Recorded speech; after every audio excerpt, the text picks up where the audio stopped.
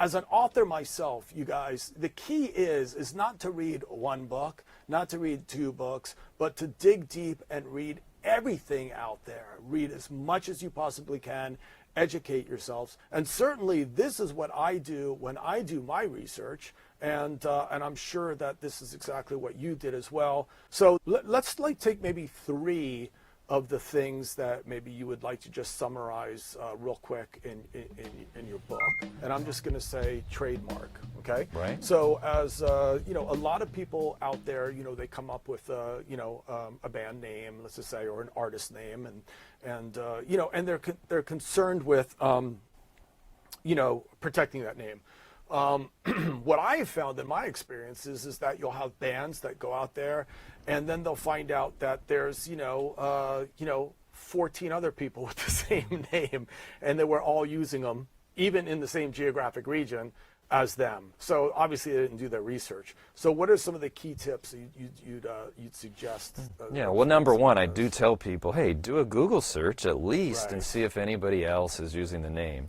In your category, if you're a recording artist, a singer, there may be somebody with that name that sells donuts. It's not a problem. It's not, you're not in the same lane, right? The same trade channel. So, and if they find that there's even one that's a conflict, I usually tell them don't do it, because if they pre-existed you, they really have the rights and they could stop you from using it. And it's certainly going to cause consumer confusion. Sure. When somebody tries to do a Google search, where are they going to go? To them or to you? Right. You don't want that. So try to find a unique name. And I know a lot of people say, how do I do that? Now there's so much out there, I can't find a unique name. I don't buy into that.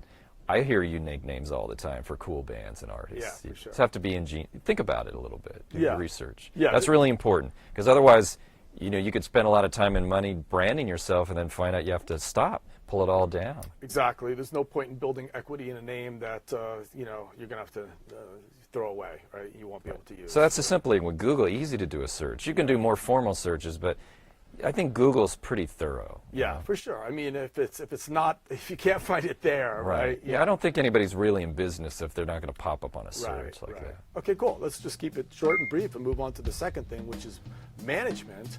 And that's at the tip of every artist's tongue. You know, immediately, you know, I need to get a manager, I need to get a manager, etc. And they might, you know, end up into arrangements and deals that they don't really understand. And so there's lots of issues regarding managers that we need to know about. You know, where do you get them? You know, what can you expect from them? And usually I find there's a lot of confusion in the deals, you know, with post-term provisions and what they can commission. So what would you have to say about the sort of management in your book? Well, as far as how you find one, most managers seem to find artists on their own, or artists, or it's very rare, I think, for an artist to chase down a manager. It seems like the manager comes to them, and it's usually because it's either through a personal recommendation or even through like a lawyer. I might introduce a manager to an artist because it's good to have a manager on your team. If they know what they're doing, they're going to help, and they're excited about it. But a lot of times there's managers out there just like labels trolling the internet trying to find what's bubbling up that they might be interested, that could be the next Justin Bieber. In fact, that's how Scooter Braun found Justin Bieber, was on the internet. So that's how a lot of people find each other. But once they find each other, yeah, there's things you need to care about, like how long is the manager going to manage you for? The term. If you're an artist, you want a shorter term. If you're a manager, you want more years. Because usually, especially if a manager is building up an artist from scratch, they want to be locked in for a while. And that's only fair. But you know, the range could be anywhere from 2 to 5 years on average. And then what's the manager going to get paid? What's their commission? That 15 to 20% of what the artist makes.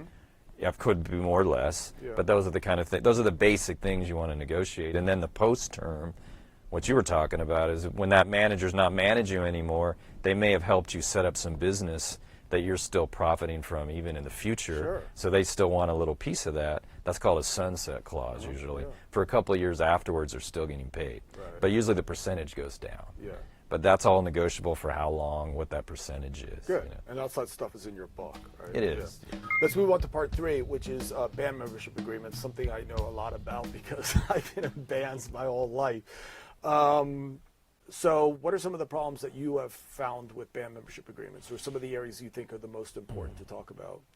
Well, one of them is the name. The name of the band is the partnership, the band partnership. The band going to own that name, or is maybe one member that formed the band going to own that name? Yeah. And what happens when the band splits up at some point or stops playing together? Can anybody use that, or one person use it? Does it have to be by a vote? That's a really important thing, because your brand is your trademark. Sure. And that's what, when you think of the Supremes, Temptations, Rolling Stones, whatever, or even bands like the Doors, even when they're not around anymore, the name's more valuable later. Sure. So you want to deal with that in the agreement. You don't presume anything. And then splitting the money, but not just from songwriting, but from touring, from record sales, from merchandise. Everything. Is it equal, or does some person get more than the other?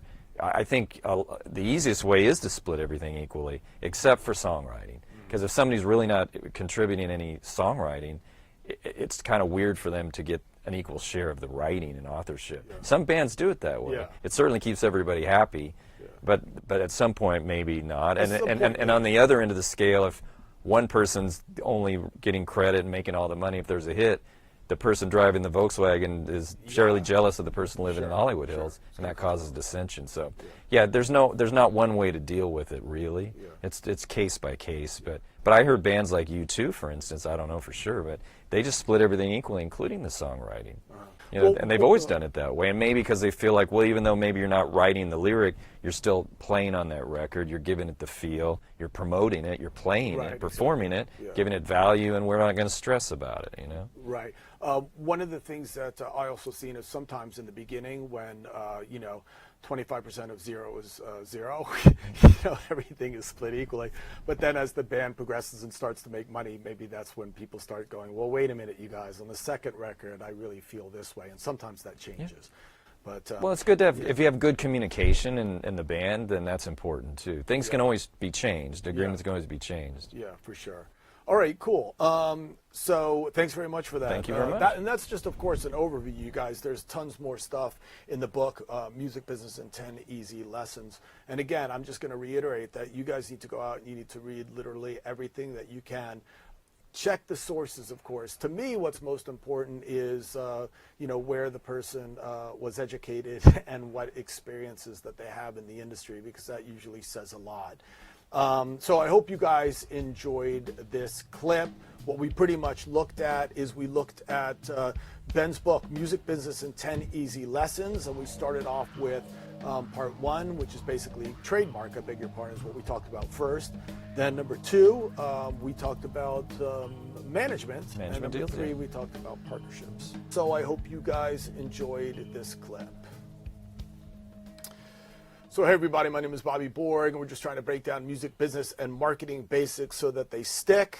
Please be sure to check out more clips, and also be sure to share, like, comment, subscribe, etc. Also, be sure to check out Business Basics for Musicians and Music Marketing for the DIY Musician, which is now in its second edition.